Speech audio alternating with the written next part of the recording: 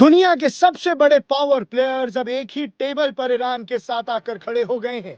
China और Russia ने इस्लामाबाद में हो रहे पीस टॉक्स में इनडायरेक्टली ईरान का साथ देकर ग्लोबल पॉलिटिक्स का पूरा गेम चेंज कर दिया है।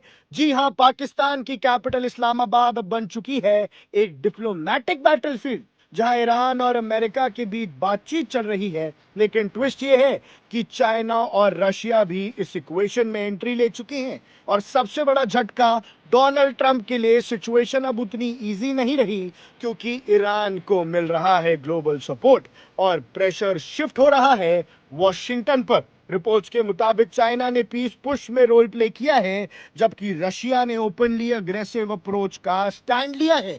क्या है पूरी रिपोर्ट में, आइए जानते हैं।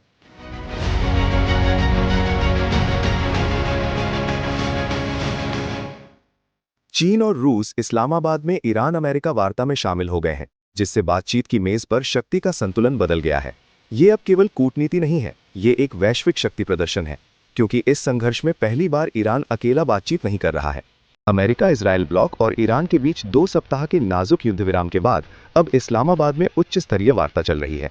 एक तरफ संयुक्त राज्य अमेरिका है, दूसरी तरफ ईरान।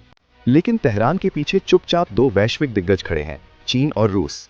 उनकी भूमिका को भले ही पर्यवेक्षक का नाम दिया गया हो, लेकिन संदेश बहुत बड़ा है। ये एक एकजुट मोर्चे का संकेत है, जो अमेरिकी प्रभुत्व को चुनौती दे रहा है और एक बहुध्रुवीय विश्व व्यवस्था को बढ़ावा दे रहा है। ईरान के लिए ये सब कुछ बदल देता है।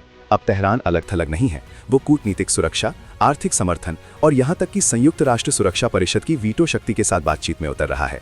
चीन अपनी आर्थिक ताकत लाता है, वो ईरानी तेल का एक प्रमुख खरीदार, एक महत्वपूर्ण निवेशक और युद्ध विराम के पीछे की एक मौन शक्ति है। सरल शब्दों में, चीन ईरान को प्रतिबंधों का सामना करने में मदद करता है। रूस रणनीतिक मजबूती लाता है, सैन्य संबंध, क्षेत्रीय समन्वय और ईरान के खिलाफ वैश्विक कार्यवाही को रोकने की शक्ति। एक साथ मिलकर वे इन वार्ताओं को अमेरिका ईरान के आपसी टकराव से बदलकर एक वैश्विक वार्ता क्षेत्र बना देते हैं, और इससे ईरान का पलड़ा भारी होता है। वास्तव में ईरान ने पहले ही रुख स्पष्ट कर दिया है। उसका 10 सूत्रीय प्रस्ताव इन वार्ताओं का आधार बन गया है। मांगे बहुत बड़ी हैं: प्रतिबंधों से पूरी तरह राहत, परमाणु अधिकारों की मान्यता, हॉर्मुज जलडमरू मध्य पर नियंत्रण और क्षेत्र से अमेरिकी सेना की वापसी। ये कोई रक्षात्मक रुख नहीं है, ये अपना एजेंडा तय करना है। लेकिन अमेरिका भी पीछे नहीं हट रहा है। वॉशिंगटन ने ईरान के प्रभाव को संतुलित करने के लिए सऊदी अरब और कतर को अपने साथ लिया है। इससे 2 स्पष्ट गुट बन जाते हैं, एक तरफ चीन और रूस समर्थित ईरान, दूसरी तरफ अपने खाड़ी सहयोगियों के साथ अमेरिका। एक नया भू राजनीतिक समीकरण वास्तविक समय में आकार ले रहा है। दांव बहुत ऊंचे हैं। हॉर्मुज जलडमरू मध्य, जो वैश्विक तेल व्यापार का एक महत्वपूर्ण मार्ग है, एक प्रमुख दबाव बिंदु बना हुआ है, और गहरा अविश्वास अभी भी इन वार्ताओं पर छाया हुआ है।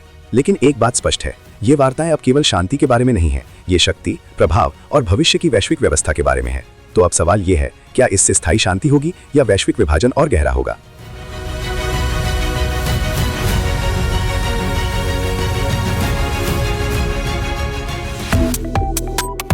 Subscribe to One India and never miss an update. Download the One India app now.